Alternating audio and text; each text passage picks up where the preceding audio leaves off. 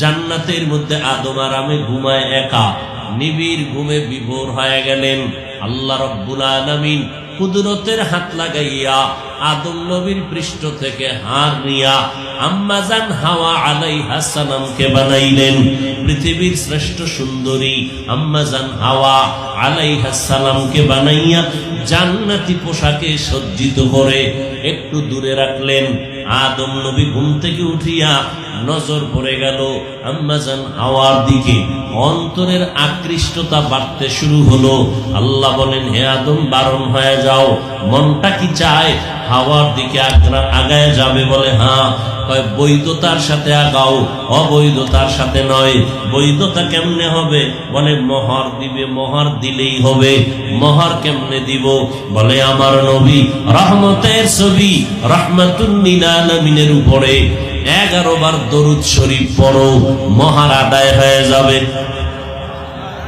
সুবহানাল্লাহ। না আরো জোরে বলেন, একবার সুবহানাল্লাহর আওয়াজ যদি দাও হে মুমিন, জান্নাতের মধ্যে বিশাল বড় একটা গাছ আল্লাহ বানায় দিবেন।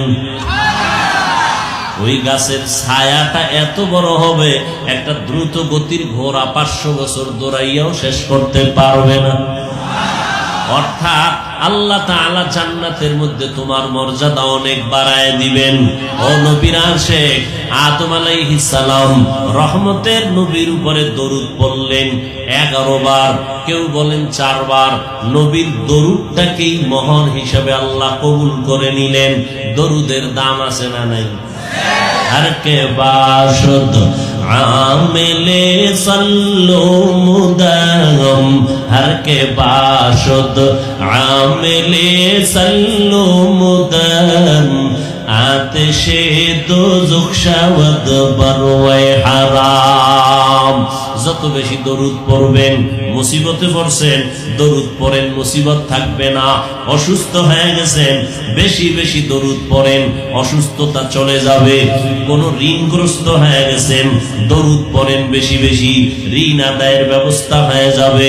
পাহাড় সমপরিমাণ যদি বিপদ আপনাকে ধাওয়া করে, দরুদ শরীফ পড়বেন, দেখবেন বিপদ আপনার কাছে নাই। দরুদের এত দাম, আমরা শুধু জিলাপি ছাড়া দরুদ পড়ি না, ঠিক নি? আবার কয় জিলাপি পাইলেই হবে না, দাঁড়াইয়া দাঁড়াইয়া জিলাপি খাবা আর দরুদ পড়বা। অথচ বান্দা তুমি মসজিদে ঢুকবা, সেখানেও দরুদ।